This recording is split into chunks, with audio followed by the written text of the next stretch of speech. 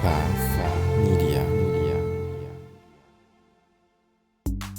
I was a minimum wage movie theater usher that made good and became a top earner in my network marketing company. Now, after 16 plus years in the profession, I'm finally teaching myself how to leverage the internet with online marketing and social media marketing to continue to grow and expand my business. My name is Ronnie Cruz, and this is Path of the Network Marketer. What's up, everyone? Welcome back to the show. It is our 50th episode, day 50, episode 50. We are celebrating today. We are celebrating the halfway mark to our 100-day, 100-episode journey. Yeah. It's halfway to that goal is what I meant. And of course, we're going to continue the show after that 100 days. But doing this everyday challenge for 100 days has been really fun. And I like, the more I do it, the more I fall in love with podcasting. And I've learned a lot so far. So today, I really want to share with you guys kind of my bird's eye view of the first 50 days and what I've learned so far. And what that picture looks like, what the ecosystem looks like in the marketplace, and especially how we fit into it as network marketers. Well, before I go on, if you haven't noticed yet, if you're brand new to the show, welcome and thank you for checking us out. You're in for a treat. And also, we're going to have a free giveaway at the end of this episode, so make sure you stick around till the very end. But for those of you who are existing listeners, you might notice that we do have new intro, right? Well, not a new intro. We have an intro in the first place, and we have an outro. At least. Well, okay. So if everything goes well, this episode will have an intro and an outro. I am currently, as of this recording, still working on it. But however it turns out, I'm going to go ahead and use it for this particular episode to commemorate this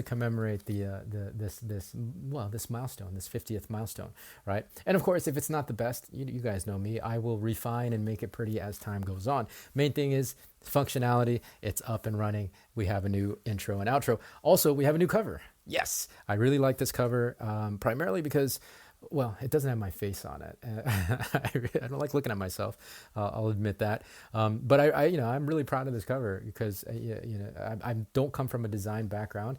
I'm producing all of this stuff for the show myself, and like, I'm really proud of it. I'm proud of how it turned out. I think it speaks to the theme and the name of our show, the brand of our show. I just did it on Canva, and that's, Canva is a pretty easy app to teach yourself to use. So yeah, it's nice. It's a new cover. Also, I heard recently about a podcast cover art strategy that I might start employing, depending on how time intensive it is and effort intensive. If it's doable, I will employ it. So we'll just have to wait and see. I mean, main point is we got a new cover for the show, and that's exciting. All right. So the main, well, like I said at the top of the show, and I'll give you guys a bird's eye view of, just the perspective that I have so far from the first 50 days of the marketing ecosystem, the internet marketing, social media marketing, and what that looks like and how we fit into it. I started recently listening to a show called Content is Profit. It's an amazing show, by the way. It's two individuals by the name of Luis, and they're just incredibly informative. I just started listening to them I think 2 days ago, maybe even just yesterday, but I've already at this point listened to like 5 or 6 episodes. They're that good.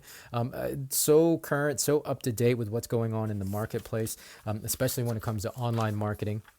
And stuff that's going on social media and influencer marketing. It's just really, really just great stuff, great content.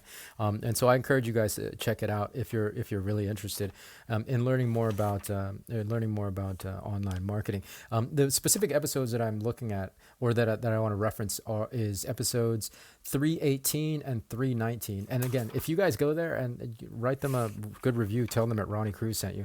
Anyways, 318 and 319, they were talking about influencer marketing. And that whole entire ecosystem. And, in listening to those episodes, I really, for me, it was an incredible validation of what I've learned so far on my journey, what I've observed thus far about social media. I did a whole 4-part series on how influencers generate income on social media. So yeah, it's nice to know, hearing these guys who, they're in the 300s in terms of their show. I'm only on 50, so they're way ahead of the game than I am. But it's nice to hear that I'm at least on the right track when it comes to the stuff that I've observed about the marketplace. Primarily, it's that the influencer marketing is changing how companies are spending their ad dollars. Right, they're spending it on influencers, they're spending it on social media, and the more traditional ways of marketing. I'm not going to say they're dead. But they're definitely, social media and influencer marketing is eating their lunch, And also it's changed the behavior between, the relationship between company and consumer, right? The model has even more than ever before moved from a direct to consumer model. And of course, as network marketers, we've been doing that all day long, right? Like that's kind of our jam since the inception of direct sales and network marketing. However, the influencer marketing and social media, they're doing it in a much more efficient and effective way than we ever did, right? I mean, obviously, the masses are on social media, right? Like they're scrolling through and they're going to be influenced by the people that they follow, especially the ones that have the most influence on them, that they align with the most. And so, like it's the same principle, right? That we've been employing in our profession of network marketing. It's the same, we operate with the same principles, right? Like you get started with your network marketing company, you use your particular influence on the people that you know, your friends, your family, et cetera, to market your goods and services, right? And so, that was the picture. Now it's just kind of evolved and morphed into what it is with influencer marketing. Unfortunately, how we do things hasn't necessarily evolved with the marketplace. And so with influencer marketing having this kind of effect on the ecosystem. The consumers don't need us anymore, right? The consumers don't need us anymore because they're spending more time on social media than they are with you, and you identifying their needs and their wants and their problems, and then inviting them to a presentation in your living room one day a week, or inviting them to a Zoom so you can talk about your business opportunity and your products and your services, or even just getting them to watch a 10-minute video on their own. It's so antiquated a way of doing things, that again, influencers and social media are eating our lunch, right? So this new model has taken a huge percentage of our market share, right? Like why go to a network marketer? Why go to a presentation where I can just, I'm buying stuff that I see on Twitter. I'm buying stuff that I'm seeing on Instagram. I'm buying stuff that I'm seeing on my favorite TikToker, right?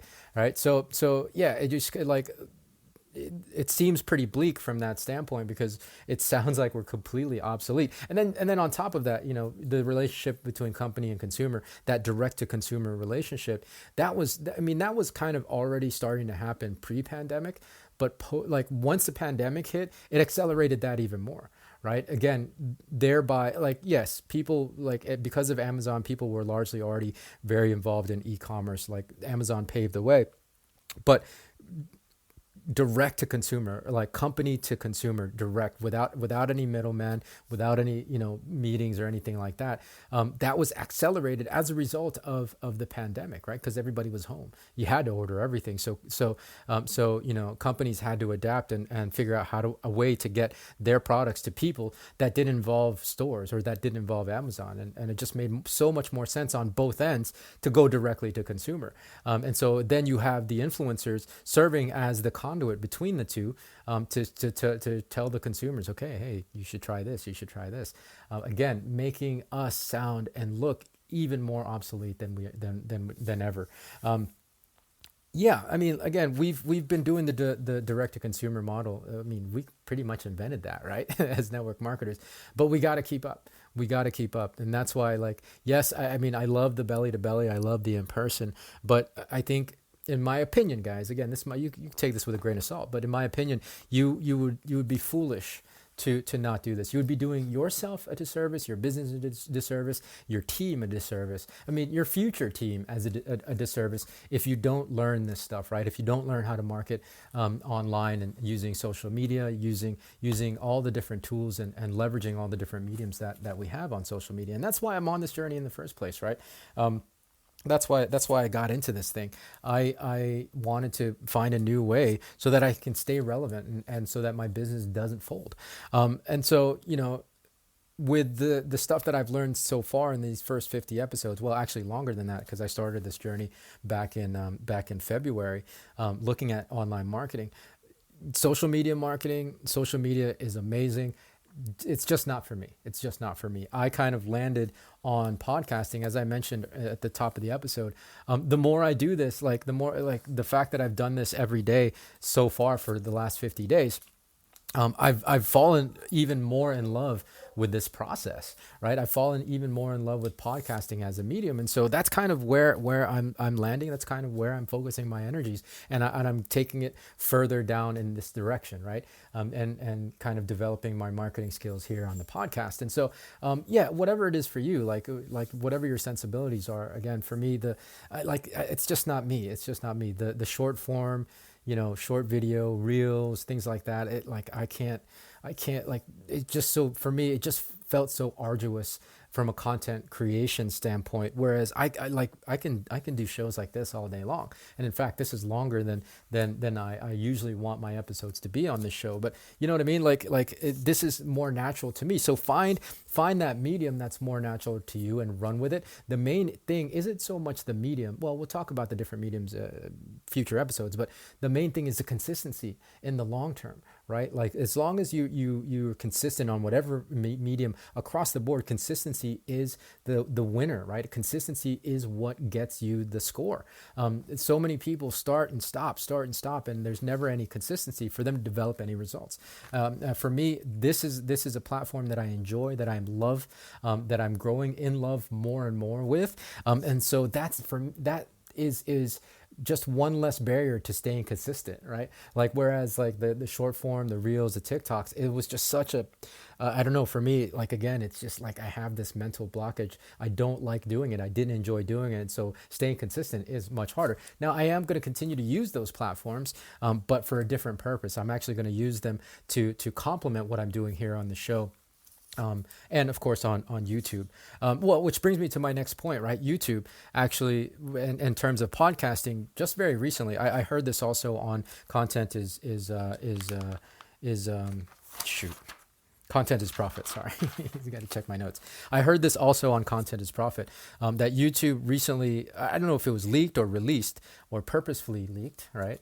There was a report that went out about YouTube and the initiatives that they're taking to get into the podcasting world, and that's a big deal. That's a huge important piece of news that YouTube. I mean, YouTube. Okay, so if you guys aren't familiar with YouTube, I'm sure you are. But from a marketing standpoint and from a platform standpoint, YouTube is the second largest search engine, next to Google, and it's obviously owned by Google. But for this medium, this media company to really take podcasting seriously, it's a good indicator of where they think podcasting could potentially be going in the next handful of years. I mean, a couple of years back when Spotify bought Joe Rogan, or at least exclusivity to Joe Rogan, that was already a huge sign, indicator that podcasting is where potentially a lot of dollars are going to be going.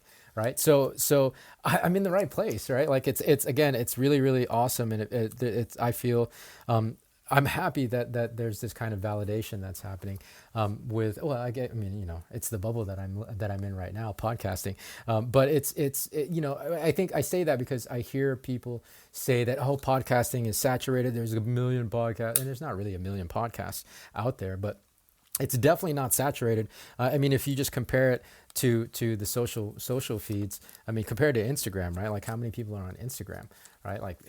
You don't think that's saturated? Of course it's apples and oranges, but from a medium and a platform standpoint, there's still so much room for expansion and growth in podcasting. And on top On top of that, again, the key is consistency. What really is the great thing about podcasting is, yes, there might be a lot of podcasts out there, but very few, a very small percentage actually get beyond like 7 episodes, let alone 50, let alone, stay in it for 2-3 years, right? So if you're able to endure through those times, and get through those milestones, then you win on this, right? You win on this. So, I mean, that's part of why like celebrating this 50th episode is a huge deal, because if people aren't getting past 7, forget about it. I'm crushing the game.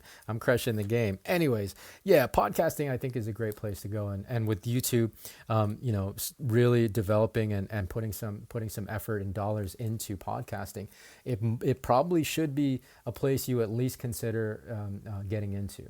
It's never too late. Again, whether you get in now or you get in tomorrow, I mean, better now than tomorrow, but whenever it might be, consistency is going to win, right? So it's never too late. It's definitely not too late now.